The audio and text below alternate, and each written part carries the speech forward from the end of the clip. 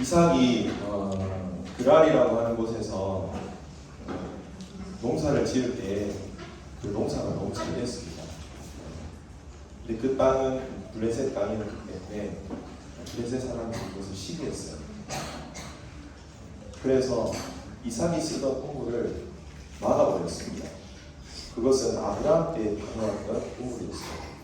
아브라함 때 파놓았던 그 우물을 이용해서 이삭이 농사를 지었는데 소출이 많아지자 블레셋이 와서 그것을 시기해서 덮어버렸어요. 이삭이 또 다른 곳으로 가서 아버지가 파놓았던 그 우물을 다시 또 열어서 그 우물을 이용해서 또 농사를 짓습니다. 근데 또 와서 그것을 막아버립니다. 그래도 이삭이 움직여서 또 우물을 파는데 그곳에서도 다툼이 일어나서 에셋 그리고 신나라고 하는 그러한 다툼의 우물이라고 하는 그런 이름이 지어졌습니다.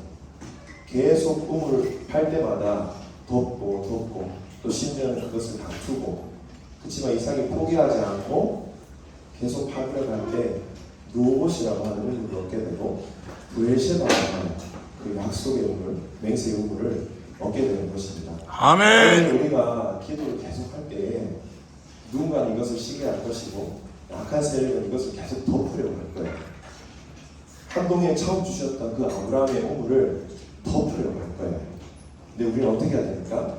계속해서 파야 되는 것입니다. 아멘. 계속해서 팔 때에 지경을 넓히시고 약속의 우물을 주시는 것입니다. 그 세발을 팔 때까지 우리가 계속 기도했으면 좋겠습니다. 아멘. 네, 오늘 저는 다윗에 대해서 좀 이야기를 하고 싶습니다. 한계를 넘어서게 하시는 하나님이라는 제목으로 다윗에 대해서 이야기를 하고 싶습니다. 성경에 우리의 표대가 되시고 우리가 닮아가야 될 분, 그분은 바로 예수 그리스도인 줄 믿습니다. 아멘. 그렇지만 예수님을 제외하고 우리가 성경에서 모델과 같이 그 예수님을 예표하는 사람으로 나오는 것이 바로 다윗입니다. 그래서 우리는 다윗을 주목합니다. 특별히 예수님의 재림이 가까워오고 그리고 마지막 때를 살아가는 우리에게 다윗을 주목하는 것이 중요한 이유는 스가랴서 12장 8절 말씀 때문입니다. 스가랴서 12장 8절에 어떤 내용이 있냐면 그날에 마지막 때에 내가 약한 자도 다윗같이 세우리라고 말씀했습니다. 아멘. 약한 자도 하나님이 다윗같이 세우겠다고 말씀하고 있습니다. 이 말씀은 예루살렘 주민들을 위하신 말씀이지만 이 시대를 살아가는 우리에게도 동일하게 적용된다고 생각합니다. 우리가 생각할 때 다윗은 정말 탁월했던 사람, 음악적으로도 뛰어났고 심지어 영성도 있었고 또 전쟁도 잘했고 하나님의 마음에 합한 사람, 구약시대 때 다윗이 있던 그 시대에 정말 복이 되는 그 예수님을 예표할 만한 그런 사람이었습니다. 그런데 하나님은 이런 사람 하나 나오기까지 지금 가만히 기다리고 계실까요? 그렇지 않습니다. 하나님은 오늘 이 시대에도 하나님의 마음에 합한 다윗들이 이곳저곳에서 일어나기를 원하실 것입니다. 그것이 오늘 이 다윗에 대해서 오늘 나누고 싶은 이유입니다. 하나님은 이 다윗을 정말 귀하다고 여기셨어요. 하나님이 이 시대 다윗을 찾는다면 어디에 있을까요? 우리 여기 앞에 여기 앞에 있는 이렇게 열정적으로 예배하는 다윗, 그것이 바로 다윗의 모습이었을 거라고 생각이 되었습니다. 다윗은 예배자였습니다. 그런데 다윗의 그 예배는 하나님을 사랑하는 마음에서 출발했습니다. 내가 찬양팀을 맡았기 때문에 혹은 내가 예배팀을 맡았기 때문이 아니라 하나님을 사랑하기 때문에 그분을 예배하는 것. 다윗은 하나님 그분이 목적이었기 때문에 중심의 예배를 드렸습니다. 여러분 하나님을 사랑하십니까? 아멘. 사랑하는 마음으로 예배하시기를 바랍니다. 아멘. 그리고 다윗은 베들레헴 들판에서 아무도 주목하지 않는 곳에서 예배를 했어요. 사람이 많은 데서, 그리고 무대에서가 아니었습니다. 이 한동에도 아무도 주목하지 않는 곳에서, 아무도 주목하지 않는 그 시간에 예배하는 사람들이 있었습니다. 많은 예배팀들이 있겠지만 그런 예배자들 때문에 오늘 우리가 이곳에 함께 연합해서 하나님께 기도하며 나갈 수 있는 줄 믿습니다. 누가 알아주지 않겠지만 다윗같이 예배하고 기도하는 자들이 있기 때문에 한동은 소망이 있는 줄로 믿습니다. 그리고 다윗은 일상을 충실히 살아내면서 예배했어요. 내가 예배가 직업이니까 혹은 내가 사역자니까 예배한 것이 아니라 그의 직업은 목동이었어요. 성실하게 일하면서도 예배하는 사람이었습니다. 그리고 다윗은 가정에서 사랑을 많이 받지 않는데도 예배를 했습니다. 다윗은 어려서부터 부모님으로부터 또 형제로부터 사랑을 받지 못했어요. 여덟째였지만 막내였지만 막내라서 사랑받은 게 아니라 막내라서 오히려 무시를 당했습니다. 사무엘 선지자가 기름 붓기 위해서 아들들 다 데려오라 했을 때 부모님은 다윗을 부르지 않았습니다.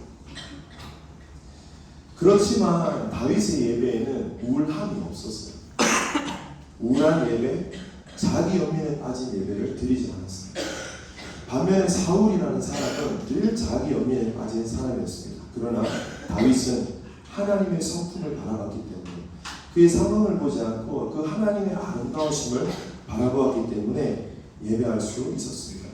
그리고 다윗은 계속적으로 예배했습니다. 그 예배가 쌓였기 때문에 그의 예배에는 기름 부음이 넘쳤습니다. 하나님은 어디에서나 역사하시지만 사람을 통해서 역사하시는 분입니다. 그런데 어떤 사람을 통해서 역사하십니까? 지속적으로 기도하는 사람입니다. 지속적으로 진실한 예배를 드리는 사람입니다. 지속적으로 말씀에 순종하는 사람을 통해서 역사하십니다. 그래서 다윗이 하프를 드리링 치기만 해도 하나님의 임재가 있어서 악령이 떠나가는 역사가 나타났습니다. 다윗은 그런 예배자였습니다. 이러한 다윗에 대한 하나님의 평가 이렇게 말씀하셨어요. 내가 그의 아들들 중에 한 왕을 보았더라. 그렇게 말씀하셨어요. 사무엘이 말씀하실 때 그의 이세 아들 중에서 내가 한 왕을 보았다. 이 왕은 장차 다윗이 이스라엘의 왕이 될 것을 하나님이 보셨다는 표현입니다. 그러나 하나님은 다윗이 왕이 될 것만 보신 게 아니었어요. 다윗의 중심에 계시는 왕이신 하나님을 보는 것입니다. 하나님은 다윗의 중심 안에 있는 당신을 보신 것입니다. 그래서 내가 그의 아들들 중에서 왕을 보았다라고 말씀하셨습니다. 이런 다윗을 하나님이 얼마나 세우시고 싶으셨는지 사무엘에게 이렇게 말씀하셨어요. 사무엘아 기름 부어라. 그런데 나를 위하여 기름을 부어라 라고 말씀하셨어요. 하나님은 자기 자신을 위해서 다윗을 기름 붓고 싶어 하셨어요. 아멘. 그에게 기름 부어서 그가 일어나는 것을 볼 때 하나님 그것을 즐거움이었어요. 하나님 너무 기쁘셨어요. 아멘. 왜냐하면 다윗의 중심에 하나님이 왕이셨기 때문입니다. 마찬가지입니다. 우리에게도 하나님이 진정한 왕이 되실 때 하나님께서는 자기 이름을 위해서 자신을 위해서 기름 부어 사용하실 것입니다. 아멘. 하나님께서 다윗을 이렇게 기름 부으셨어요. 그런데 당장 왕으로 세우시지 않았습니다. 그 이유가 무엇일까요? 기름 부었는데 당장 왕으로 삼으셨지 않습니다. 왜냐하면 다윗의 그릇을 준비시키기 위함이었습니다. 하나님은 깨끗한 그릇을 쓴다고 하셨습니다. 그러나 깨끗할 때 하나님이 쓰기는 하지만 다윗은 많은 사람을 이끌고 다스려야 하는 자이기 때문에 그리고 다윗에게 주신 사명을 완수하고 하나님의 뜻을 성취하기 위해서는 하나님이 보시기에 다윗의 그릇이 준비되어야 했습니다. 우리 다같이 시편 78편 70절에서 72절 말씀 보겠습니다. 성경이 있으신 분들은 찾아보면 좋겠습니다.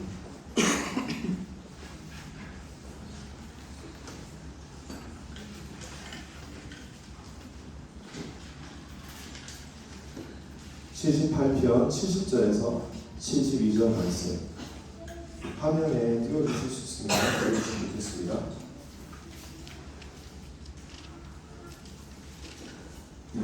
함께 읽겠습니다. 시작. 또 그의 종 다윗을 택하시되 남의 위에서 주하시며 전쟁을 지키는 중에서 그를 이끌어내사 그의 백성이 있다고 그의 주인 이스라엘 기르게 하셨더니 이에 그가 그를 자기 마음의 완전함으로 기르고 그의 손에 능숙함으로 그들을 지도하셨도다.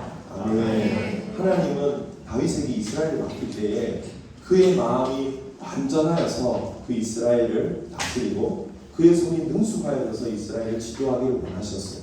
그의 마음이 완전해질 때까지, 그리고 그의 손이 능숙해질 때까지 하나님은 다윗을 훈련하였다 하신 것입니다. 그래서 다윗을 이 새로운 차원의 영적 도약으로 그 역량을 키워 나가시기 위해서 광야에서 훈련을 시키시는 것이죠.